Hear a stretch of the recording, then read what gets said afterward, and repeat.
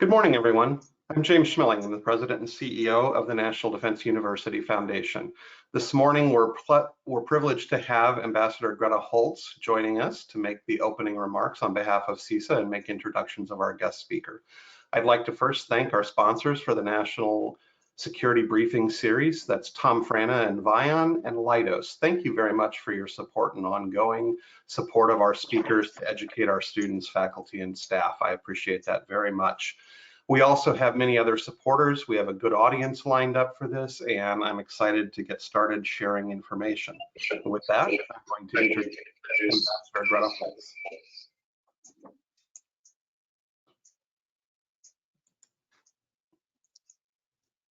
Thank you, James. It's a great pleasure to be with you today. Thank you for the kind invitation to offer a few opening remarks and for the generous partnership that you have provided CISA with the foundation. It's always a pleasure to talk to you. CISA is one of the 5 colleges comprising National Defense University and is the DoD flagship for education in irregular warfare, counterterrorism, and counterinsurgency, as well as building partner capacity at the strategic level.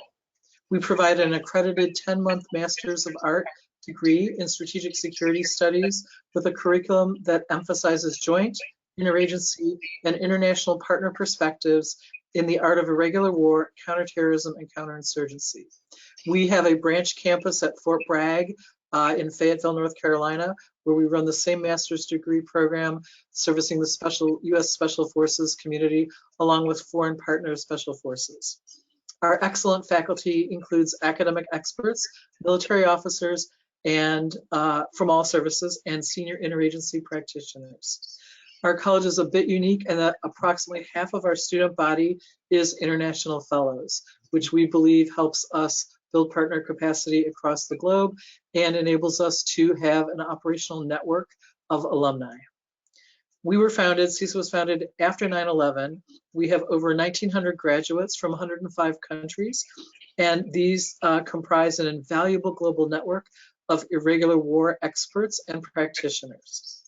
By promoting a common approach to problem solving and strategic thinking on irregular war, CISA strengthens the capacity of the United States across services, agencies, and with our partner nations in response to today's national security challenges. In a nutshell, our graduates make the world safer for the United States and for our allies. Dr. David Ucko is the chair of our War and Conflict Studies Department and has written extensively on irregular war concepts and practice. His latest work, The Insurgent's Dilemma, provides a penetrating analysis of how insurgent groups are adapting to political, social, economic, and technological change, and perhaps more importantly, how to defeat them. Welcome, David. Thank you.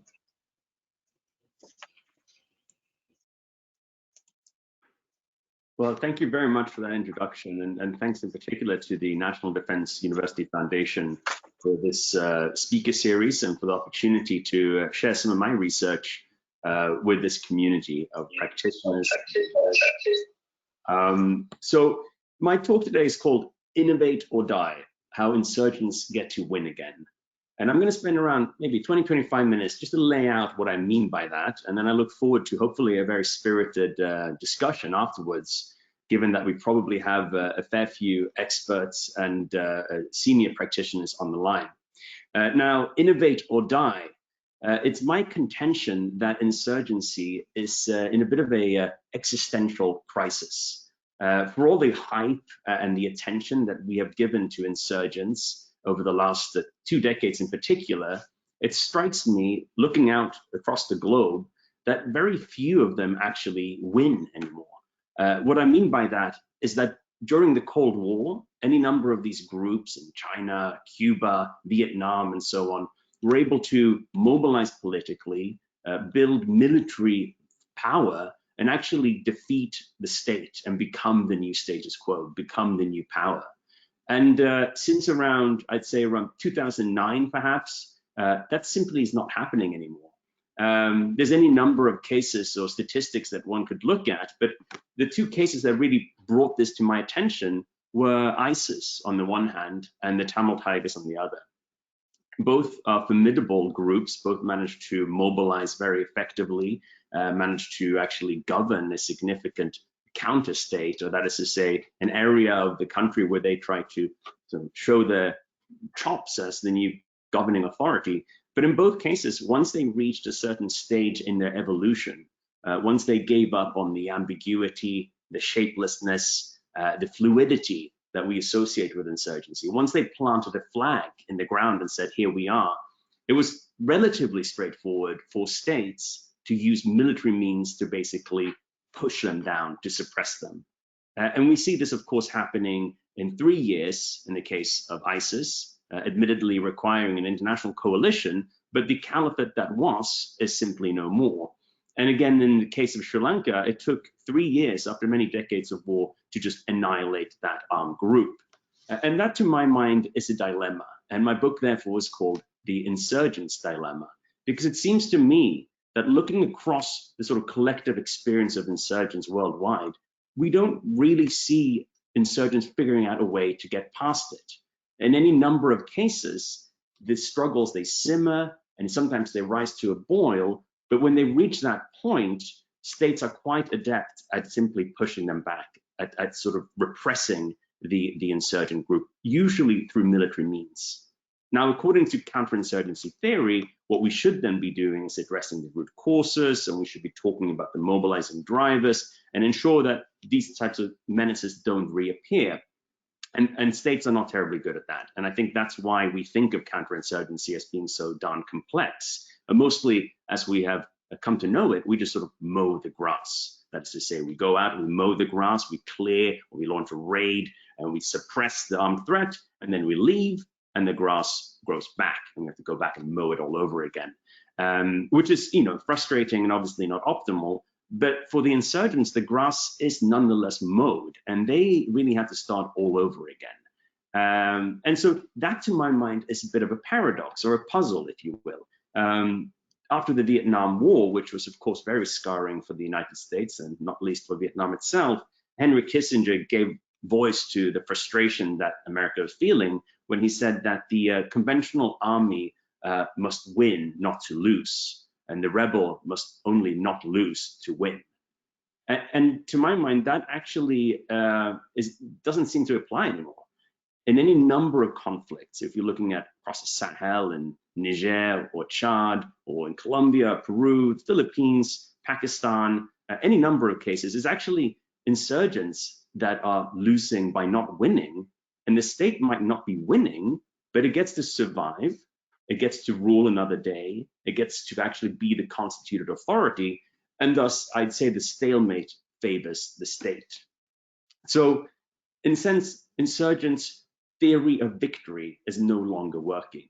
And it seems to me that there's only a number of ways in which it can make this turn around. One would be, of course, to get the support of a very strong state. And we can see that this is very much a quick road to victory. The example of Libya comes to mind. Surely the overthrow of the Gaddafi regime would not have been so swift had it not been supported by NATO's responsibility to protect intervention. But most insurgent groups, of course, won't be so lucky. Indeed, a major difference between sort of the heyday of insurgency during the Cold War and what we find today is that we don't have the same levels of overt military assistance by state superpowers to fuel these insurgent struggles. And so it's more difficult for them, in other words, to amass the military capability to actually compete with their state adversaries. A second difference between the Cold War and now is that, in particular, since 9/11, there's been a relative increase in state coherence and support in fighting terrorism. Loopholes have been closed off, and there's less tolerance now than there was during the era of decolonization for any sort of national liberation movement using weapons to foster a political change. And then the third difference between the Cold War and now has to do with urbanization.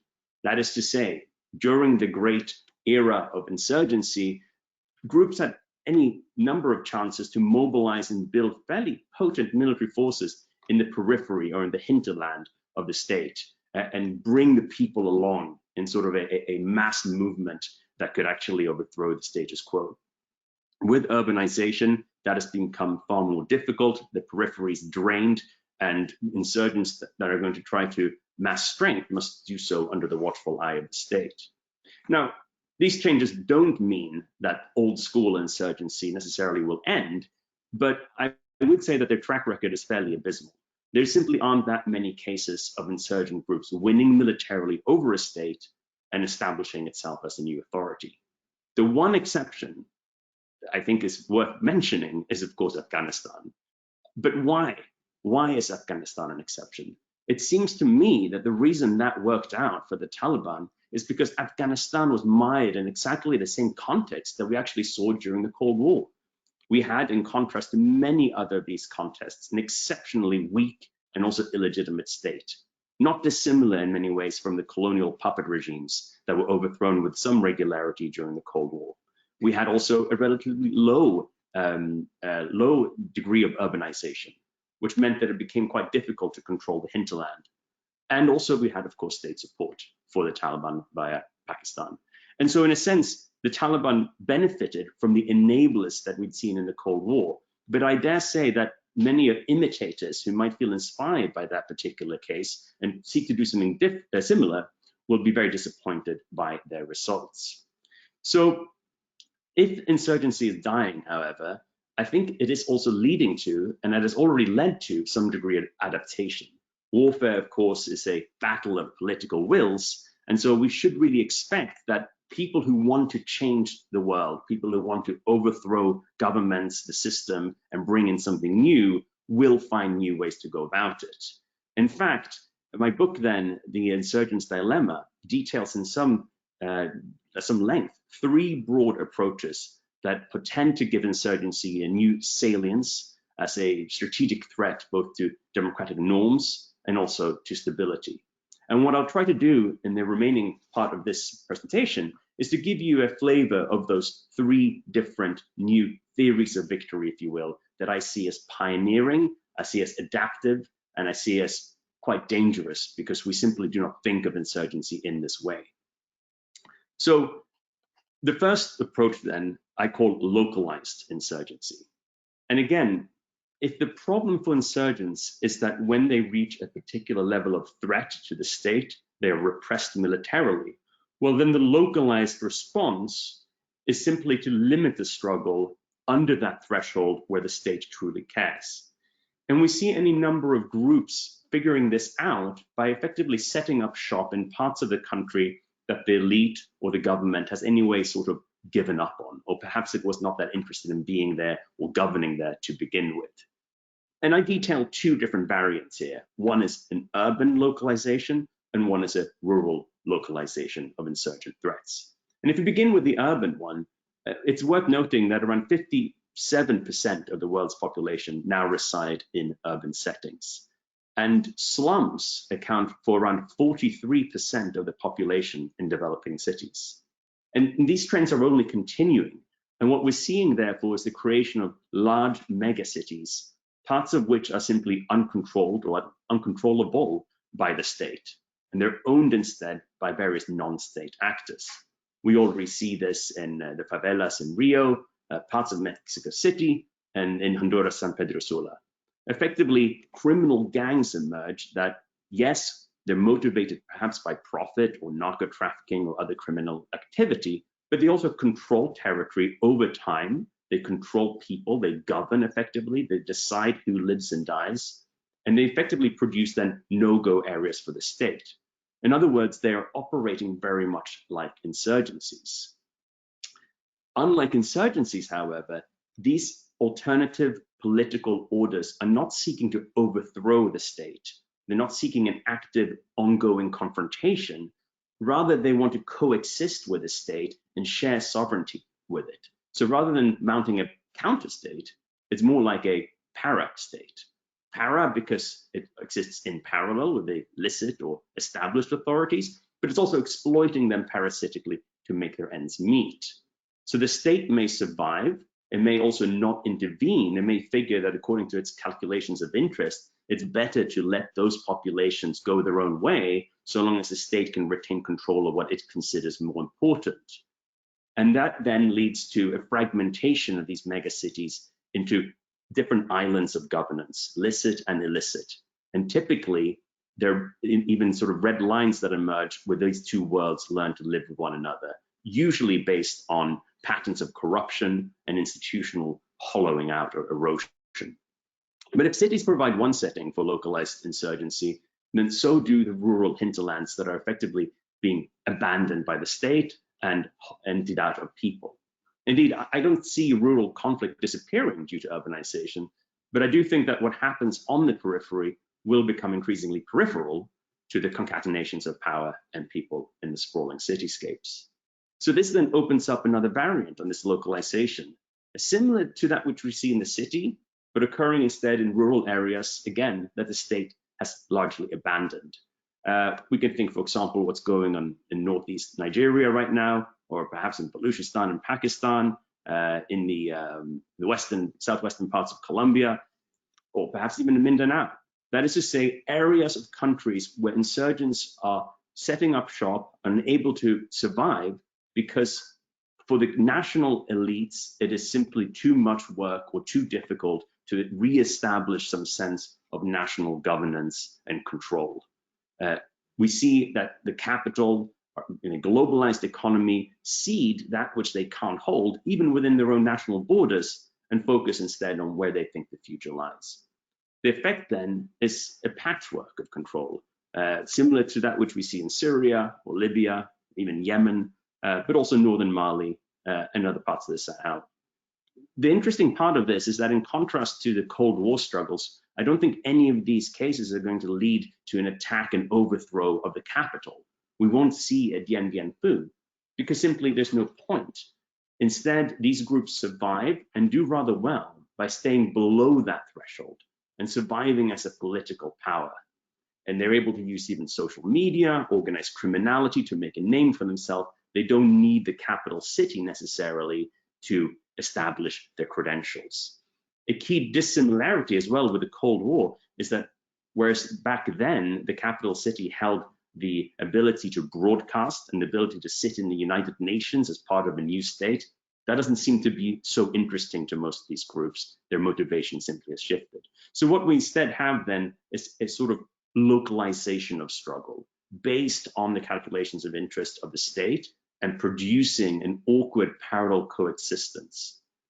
And this, I think, matters because even though we'll see fewer climactic overthrows of regimes, instead, what we find is that they're hollowed out and lose control over time. A second approach then to insurgency that I see as particularly adaptive is one based on infiltration. And here I think perhaps the best image that I can provide to explain what I mean is that of a Trojan horse. So again, if insurgents are stuck, they cannot attack the government without being repressed. Some are figuring out that rather than overthrow the state, why not penetrate it quasi-legally as a political party, and at the same time use violence covertly or without attribution to clear obstacles in the way. You're effectively living with the best of two worlds, the ability to compete legally and to be protected as a legal political party, while at the same time making use of illegal instruments to basically give yourself an advantage in the democratic competition. The key ingredient here is that the group is able to pose as a legitimate social and political force. That is to say, build bridges with legitimate social movements and civil society organizations, appear as a bona fide political party, and at the same time, use covert violence and intimidation to infiltrate, to bully, intimidate, and effectively gain legitimate democratic power that once gained can be twisted in any odd direction, even resulting in the dismantling of that very democracy. This is a very potent approach because it minimizes international censure and it also removes any entry points for a military response. So the state is effectively paralyzed and cannot use the military trump card that we so often rely upon in our counterinsurgency efforts. Now, in the book, I look at various cases where this happens, and as you can imagine, the challenge for a researcher is that this whole method is based on duplicity.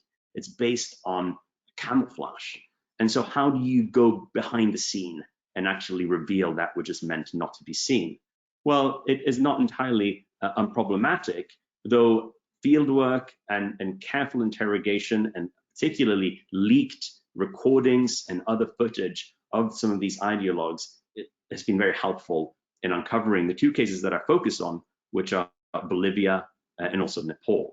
And I won't have time to go into any extensive detail here, but in both cases, you have a group that realizes that a peaceful, in inverted commas, penetration of the state using a political party, while also relying on violence on the side, in a way that won't sully that political party, was a more forceful and more significant strategy to gaining and retaining power than going at it just through politico-military mobilization, as we saw again during the Cold War.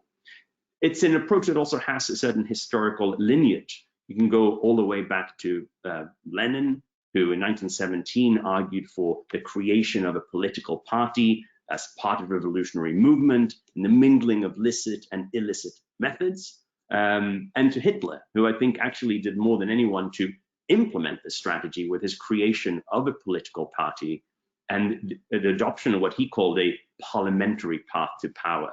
What does that mean? Well, after the Beer Hall Putsch, in which he tried to attack the state and do things very directly and violently, Hitler spent some time in prison, he writes Mein Kampf, and he realizes that it's better not to fight the state, but to penetrate it, and to have an appearance of legitimacy, an appearance of innocence, all while he retains his SA, his militia, not for attacking the instruments of the government, but instead for intimidating political rivals, for showing force, and for creating incidents that polarize society and catapult him into greater notoriety. So a very effective method, and even the way that Hitler actually gained autocratic power was through a democratic enabling act, as I say, a piece of legislation to make it all seem prim and proper. And of course, from then on, he doesn't let go of power at all. So my colleague at CISA, Tom Marks, describes this approach as the unrecognized second coming of people's war. And it is quite potent, and it's also very insidious because it effectively exploits the very openness of democracy and forces governments to make some sort of code of conduct in terms of who gets to actually participate in democracy and who does not. And we can talk a little bit about the various options for response later on. The third major path to power then that I detail in the book, I call ideational insurgency. And this is based on the ability to formalize bonds and to operate in a very significant manner online via social media in particular. Now, perhaps the first group that really got this right is ISIS. And we heard a lot about the way in which ISIS used the internet, particularly in terms of its communication strategy. Did professionally produce videos and the articles and so on. What I'm more interested in, however, is not this sort of didactic top-down relaying of information, but rather the more participatory effort with which ISIS created an online community. After all, Al-Qaeda had already done quite a lot online and achieved quite a lot of a name for itself for its sophistication. It's Inspire magazine, for example, that it sent out from Yemen and so on. But the difference was that it was very didactic. It was very much the leaders lead and the followers listen and follow. What ISIS managed to do was actually make the followers active members of the struggle so that they felt lionized and validated and motivated to stay online, to participate, to retweet and disseminate the same information. And in fact, to create their own data and their own information, and their own memes, etc., until you have a virtual caliphate. That is to say, a place where individuals can live and coexist and communicate and interact, albeit virtually. But that is a very strong magnetic way of attracting new followers. It provides, in a sense, a proof of concept and provides that sort of sense of belonging. It's an epistemically bound network of believers, if you will. And they're all radicalized, but also radicalizing, because for other people searching for that sense of belonging, searching for somewhere where they feel right, having that group can be extremely enticing. And the violence, of course, becomes then both a trigger and a result of this mutual process of mobilization. Now, the problem for ISIS is, although they, I think, created a very sophisticated online or virtual caliphate, the issue for them is their theory of victory. They still insist on the notion of having this physical counterstate, this caliphate. And so again and again, they're going to butt head with the military response that will always be waiting for them. I don't see how they're going to get around that. And so for all the sophistication of their method, the strategy in itself is deeply flawed. So in my book, I actually look at a second case, which I find more fascinating and also more worrying. And it's the right-wing violent extremist groupings that we've seen in the United States, but also across Europe. In the book, I call it the alt-right, which is maybe a little bit passé now, but it doesn't really matter, because actually the lack of labels and the lack of specific groups and structures is not a bug, it's a feature of their overall approach. What we're really talking about is sort of a faceless, nameless conglomeration of white supremacist violent groupings that, using a very similar strategy to ISIS, are able to mobilize, organize, and even inspire violence. What's fascinating about this is that various neo-Nazi strategists have talked about leaderless resistance for decades. Why? Because they too confronted this insurgent's dilemma. As soon as a particular group or chapter or cell achieved a certain level of success, they would be a prime target for law enforcement. And they left so many footprints and so much of a signature that it wasn't particularly difficult to roll them up. So leaderless resistance was meant to get around that, effectively operate without structure so that law enforcement can't have any targets to strike. It didn't really work though, because back in the day, even in the early days of the internet, sure, you could exchange merchandise, you could download some, Nazi music for those who are keen on that, but you don't really have that sense of an online society. Social media has made a difference in that point. So it's possible now to establish, in fact, a fully virtual group capable of creating alternative realities for the believers, and more than that, spread that message and that worldview to others. The difference between this sort of extreme right-wing white nationalist effort and what we see in the case of ISIS is that the alt-right does not want to create a sort of a caliphate or create a white ethno-state outside or out of America. They want America to become that. And so it's not a matter of setting up in a very direct military manner a new territorial entity. The point instead is to shift the norms of an existing entity so as to make their ideology more acceptable, to make what was once unthinkable very thinkable, to make what was once very unutterable easy to utter. And this is an interesting approach. It has deep roots. You go back to the Italian Marxist Antonio Gramsci. He talks about the need to dismantle the cultural hegemony in order to put in place a new normal. He was disheartened by the failure of communism to make inroads, and so we had to dismantle the norms and the values of our targeted societies before we can actually introduce something new.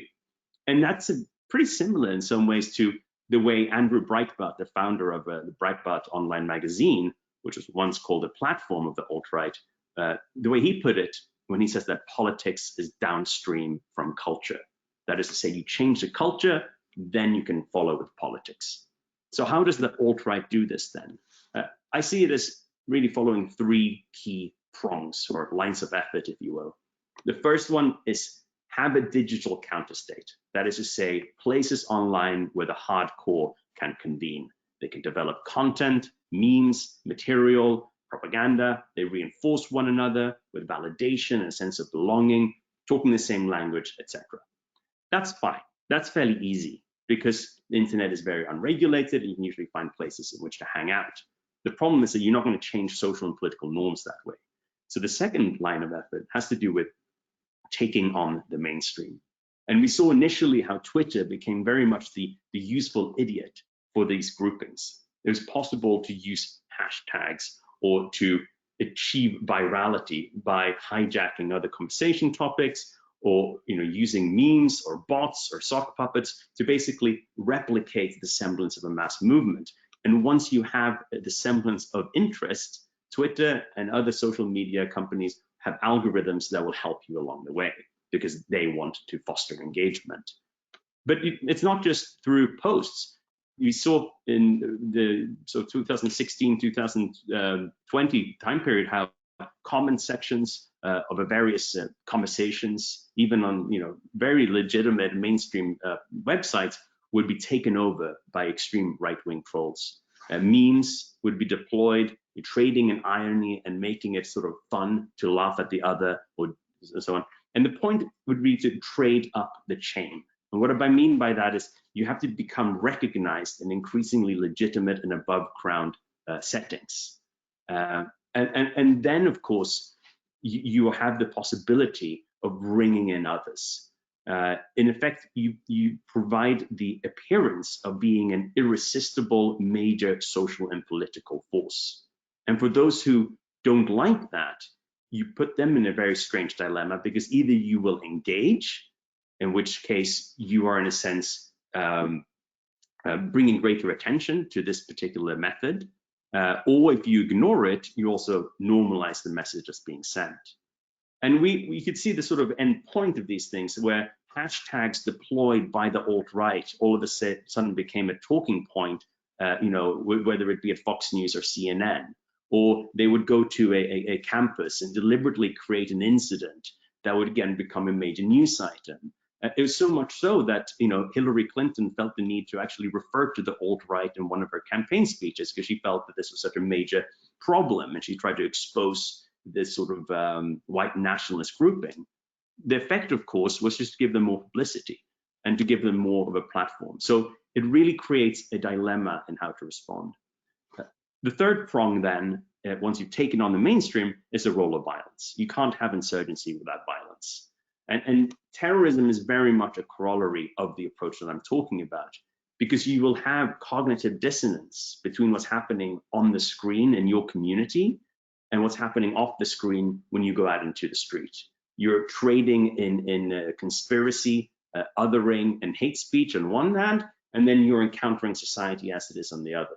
And so any number of lost individuals have taken it upon themselves to right that which they think is wrong in the real world through violence. And we saw that most recently, of course, with the attack on Paul Pelosi. So this happens almost in and of itself. And of course, it creates, again, talking points. It then becomes a new wave of attention. And it's so difficult for the state to counter, because you never know when exactly the attack is going to happen, from whom it's going to target. The only thing that really ties them together, these different attacks, is a shared ideology. But how do you attack the ideology? We'll get onto that. A second form of violence has to do with just shows of force, very much similar to the way in which Hitler used the SA.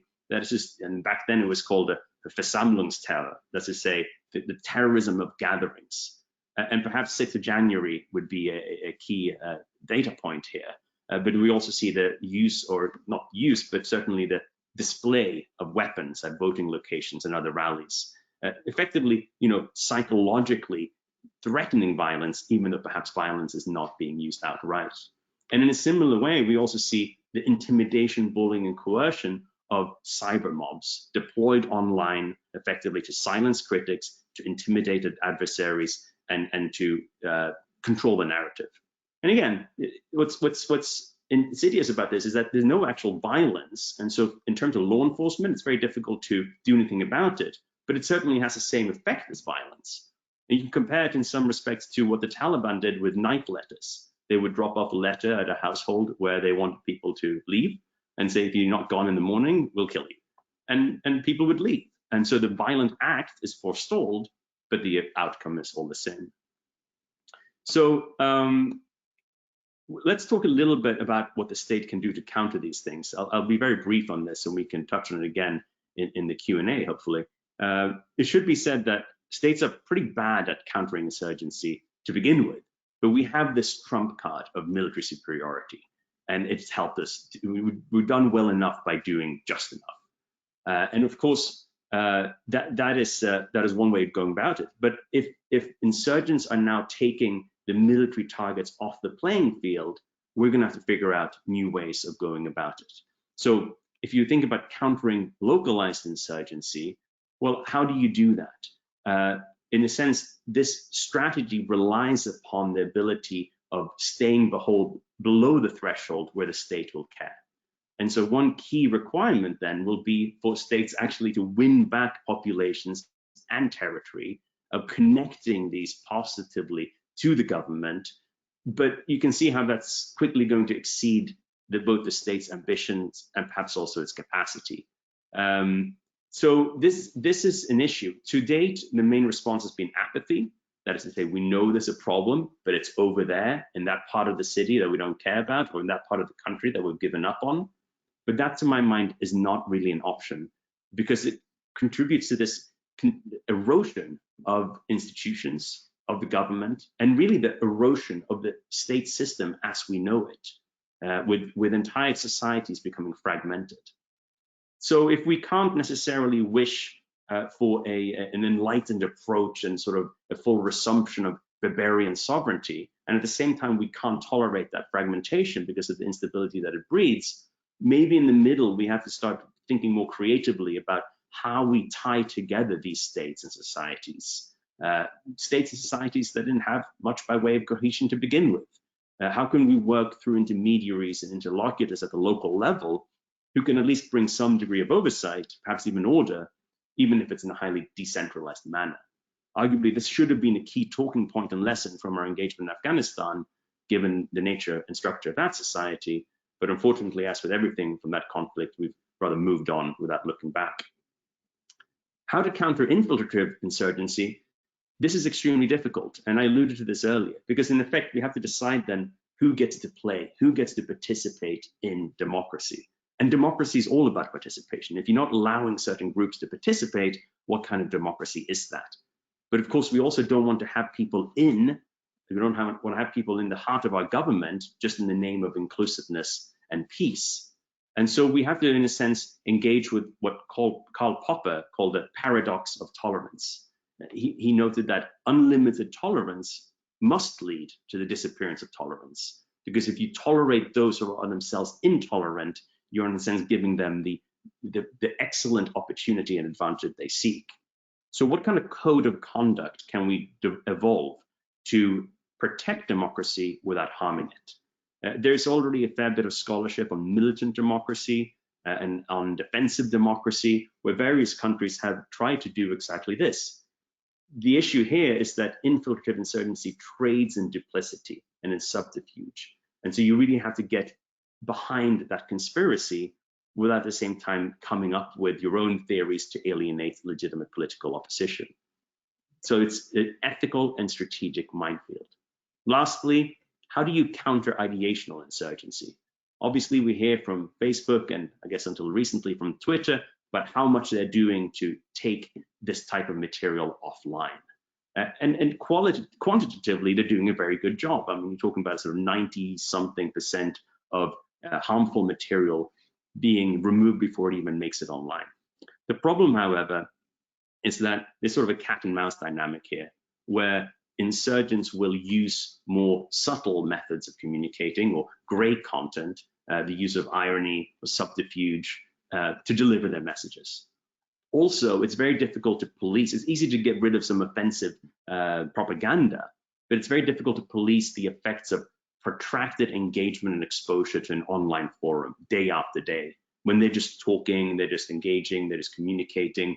And so where do you draw the line? And obviously this gets into issues of free speech as well. The other areas that you could work on here is perhaps fostering greater digital literacy in society writ large, so that we aren't made such victims to conspiracy theories and to othering and to hate speech and other sort of bigoted and xenophobic narratives. The problem that I see there is, how do you engage in digital literacy training for a society that's already torn apart?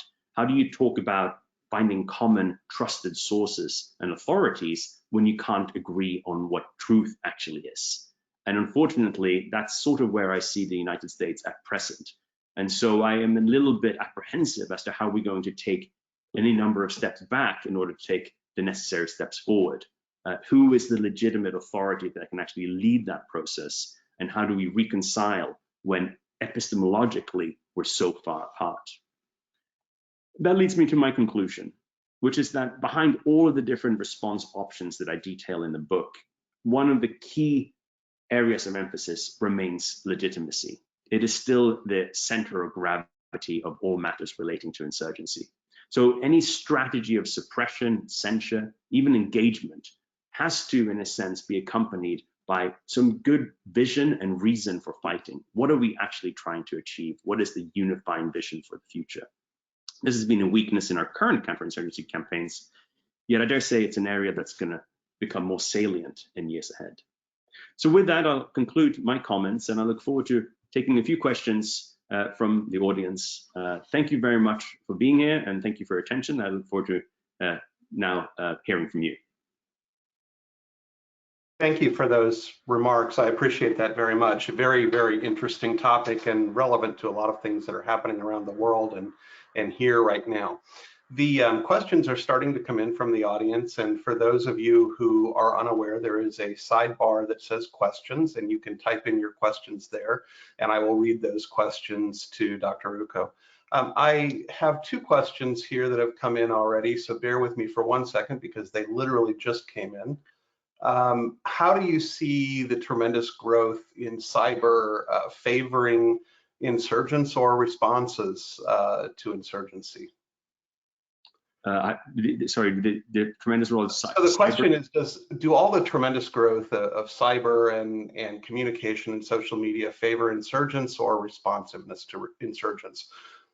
Right. Okay, so I mean, I think it depends a little bit what type of cyber universe we're talking about. Clearly, in a state like China, they've been fairly successful at closing down the space, and it's extremely difficult for the Uyghurs, for example, to use social media in the way that we might imagine other protest groups would do in other contexts. So if you are okay with an authoritarian police state online, then effectively it can be very advantageous to the state. But is that the type of society that we want to live in? No. So where do we draw the line? And I think one of the key things that the West needs to do is to have as much intentionality about the type of online environment we want to operate with, as much intentionality as the Chinese. They've effectively laid down what they want. We are still talking about how to do this. And I think, the stories about Elon Musk in the last few weeks brings us home. There's an ongoing discussion in the United States about Section 230 of the Communications Decency Act, about the relationship of the government and the social media platform. If we can work that out, I think we can actually find that sweet spot where you allow free expression, but social media companies and the government work together to make sure that those who value peace and stability derive more benefit from all of this than those who want to tear our society apart. Yeah. So one of the comments in a recent national security briefing that we did, what can we do here? And one of the comments was monitor until it approaches a threat of violence and then respond. Do you think that's the right level of response to the online communities that are forming and radicalizing and being radicalized by? Yeah, I mean, violence is the obvious target for all of our efforts, because it takes us away from, well, I don't like what you say, or I don't like what you believe. And no one has the right to act violently. And so absolutely, that should be where our efforts are guided. The problem, of course, is that this violence is so unpredictable. Some people call it stochastic, by which they mean it's entirely predictable that it will happen, but it's entirely unpredictable how, when, and why. And so oftentimes, our effort to address the violence is purely retroactive. It's a matter of then figuring out, well, who were the perpetrators, what were they inspired by, and you see sort of the lawsuits that come out and people end up in court and so on. I don't think those efforts are having a sufficiently deterrent response or effect on others who might be motivated to follow in their footsteps. So unless you are able to gain some sort of anticipatory notion of where the violence is going to be, some sort of minority report type intelligence, which is possible through infiltration and surveillance, etc., focusing on the violence might be too late. Once the cat's out of the bag, it's already going to have those polarizing influences. And once you try to go for the anticipatory knowledge, then you're back at that very delicate stage where you're talking about thought police and spying on people, etc. So we're going to have to figure out exactly the rules of the road here. And I think that we're a little bit behind the curve. It's going to require some pretty bold and I think inspired leadership to see us through. But it's also a societal conversation in which we all have to be a part of. So one of the questions online was, once this modern insurgency has gained online strength and has infiltrated legitimate state government, what are the best approaches to exposing and countering them? Or is it simply going to be too late at that point? Yeah, it really is extremely difficult. When we see this succeeding, I mean, to take the example of Evo Morales, I mean, I make the case in the book, this is based on scholarship really pioneered by David Spencer at the Perry Center, also at the National Defense University, where through extensive groundwork and fieldwork, it's possible to make the case that he was relying on violence, subversion, intimidation, as well as democratic elections to get into power. And as we saw, once he was in power, he used actually very similar methods, not least the politicization of supposedly independent institutions to sustain his power. And how do outside actors do anything about that? I mean, you can name and shame, you can do whatever, but it becomes very difficult when they own the instruments of state. I don't accept. This is also what's so pernicious about this. And of course, to take a historical example, I mean, once Hitler was in power, what are you going to do? Then you're looking at a completely different setup or equation than during that process of trying to gain power. So it's a very effective strategy if you can pull it off, because it basically closes down those response mechanisms that we have at our disposal. So there's two questions here that I'm going to put together. The first is, violent extremism is the use or support or legitimization of violence to achieve social, political, or religious goals. What differentiates violent extremism from other violent acts? And then the second related question is, what are the catalysts that transform mass movements to armed anti-state actors? And that person says, asking as I'm in Sri Lanka right now. Yeah, I mean, violent extremism is a bit of an odd one. I'm not terribly keen on the term because it kind of came out of this notion of broadening the aperture from terrorism, particularly in the context of war and terror. And so there was a sense that we were very narrow. And so let's broaden the aperture to violent extremism. But what does it actually mean? I mean, to my mind, and I think this is not something you'd find in a dictionary, but violent extremism is different from normal violence because it's driven by an ideology. That is to say, a political vision of how the world should be or how society should be. When we have a school shooting, for example, in most cases, I don't see that as violent extremism. It's certainly violent, but it's usually the product either of someone's, mental health difficulties or perhaps some sort of school incident that they want to take revenge for. That's different, I think, even from an individual such as Anders Breivik, the man who killed around 70 or 80 children in Norway, who used that episode to catapult into our awareness a manifesto that was extremely political about how he wanted to structure Norwegian politics and society. And as to what galvanizes a mass movement into violence, I think it is really one of two roads. On the one hand, what sociology and political science will tell you is that if the political opportunity to address grievances is blocked, some groups will splinter and try to use violence to unblock it. And we see that in any number of cases. On the other hand, you can also see how various ideologies are simply uninterested in sitting down and having a chat about, forming a political party or trying the legal road to change. And the very ideology is revolutionary, is nihilistic or millenarian. And we can say, for example, Osama bin Laden would be that type of individual. Even if we'd said, okay, so let's have a sit down, let's talk about, finding a middle path, that would be completely impractical, impossible. And so obviously your response to both of those or each of those routes is going to be slightly different. You just have to figure out, in a sense, what motivates your enemy and how do they come to adopt violence in that particular case. All right, I have a very specific question here, and I don't know enough about the area, but I'm hoping that because I think it's a student here that you'll have a response. It's ISWAP, ISWAP, seems to be growing in strength, exploring the ungoverned spaces of the Lake Chad Basin. How do you see these latest developments, and how can Nigeria bring a more effective approach to Northeast Nigeria? And again, I know that's a very specific question, so you may not have a response, but I wanted to ask. Yeah, no, I will give that a go. So what's happening with Islamic State in the West African province is actually extremely fascinating. And I don't exactly know where to begin because there's so many angles to take on this. But effectively what we see here is very much a localized insurgent struggle. That is to say, ISWAP's operating in the northeast of Nigeria. Nigeria is a vast country, and they don't really need to travel south and take over Abuja and claim the entire Nigerian territory, because they're already the most successful ISIS franchise doing what they're doing on a localized level.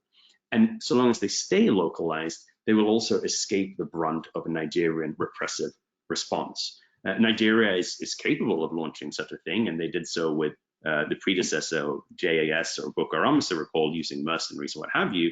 But again, it's a calculation of interest. To what degree do we want to, bother effectively when the political economy strongly favors the oil-producing regions further south and the industry and service economy around Lagos? So there definitely is a sort of a localization of insurgent struggle that is nonetheless transnational through the effective exploitation of social media. What can Nigeria do? Sorry, I'm being interrupted by my cat, so that's why I'm a little bit. What can Nigeria do? Well, I mean, what they can do is less difficult to say whether they will do it. What they can do is effectively empowering the local population to be a participant in some sort of a counterinsurgency effort, and there's many success stories around the world that we could look at. The question really is, given that ISWAP has found a place of the country that the government doesn't seem so interested in reclaiming, what would motivate them to undergo such a massive and resource-intensive response? It just doesn't seem likely to me. So the best practices are sort of academic. Is there an alternative? Possibly. Some sort of decentralized sharing of sovereignty with local intermediaries that may be perhaps also illicit, but nonetheless preferable to ISWAP with their very noxious ideology. It's an uncomfortable arrangement, and it requires great oversight. But for these states that are sort of sliding apart or decentralizing and fragmenting, we got to find some logic of tying them together in a somewhat sustainable manner. All right, so next question. Governments always seem very reactive versus proactive, unlike insurgents. What practical lessons should government take from this? Yeah, I mean that's the thing, right? I guess the first thing I'd say is don't rest on your laurels, because the government has the power and has been duly constituted. There's a level of complacency and maybe a sense of invincibility.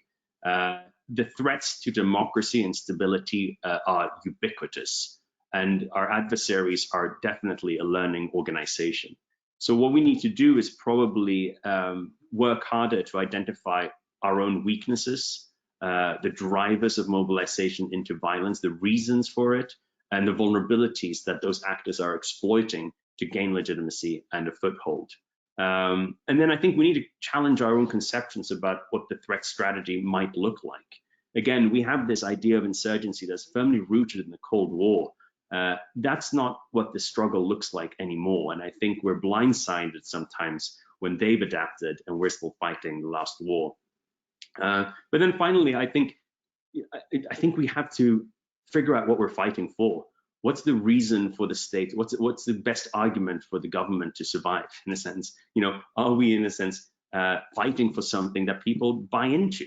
There's an increasing prevalence of anti-politics around the world, where people are giving up on government, giving up on politics, or think that everyone who's engaged in politics is irredeemably corrupt. So I think we need to work a little bit on what is it that we're actually fighting for? What's our story? Do people believe in it? And how do you mobilize people without resorting to the easy routes of populism, which we also see, of course, being a response to this dynamic? So we definitely have our work cut out for us. and we have to restore faith in our own identities and our own politics.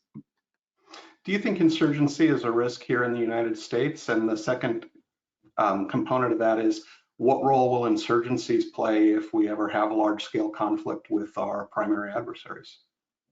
So I think that insurgency is a risk here in the United States. I would say that I don't think it's going to look anything like what, again, we associate insurgency with, but it'd probably take the form of online agitation, mobilization, the sort of the climbing up the ladder, going up the chain into mainstream areas where you start changing people's perception.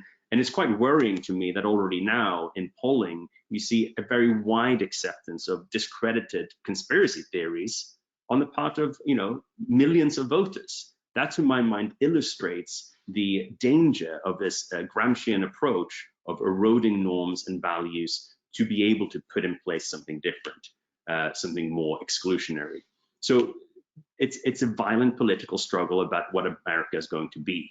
And I sadly think that we're maybe in the process of losing that battle.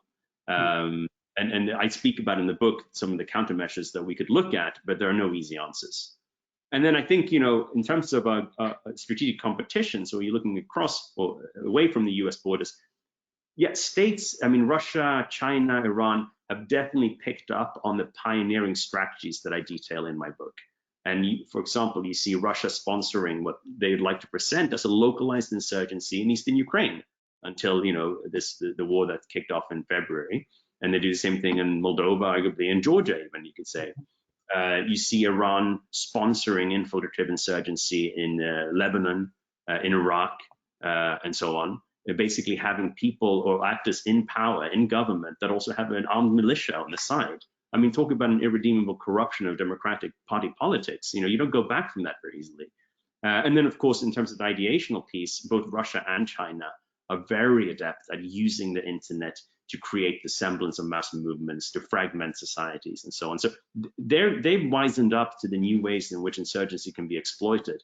And it's far more profitable to do it in this indirect, very crafty, very stealthy way than to do it as we did during the Cold War, which is just to give them a bunch of weapons and let them organize. So they are challenging us. Have we come up with a response? I'm less certain. One of your peers over at the Center for the Study of Weapons of Mass Destruction in a talk recently suggested that we have to maintain our ideals of democracy, while another one of your colleagues suggested that fighting unfairly in order to win and preserve our democracy is perhaps the way to go. Do you have a thought on that? I kind of took it that democracy is important from your earlier remarks, so just wondering. I think we're obviously in a bit of a pickle here because we're fighting against states, autocratic states, kleptocracies, police states that really have no grounding in ethics or morality. And sometimes, I think it's important to be able to take difficult decisions, even if that means a contravention of ethics or morals in that moment.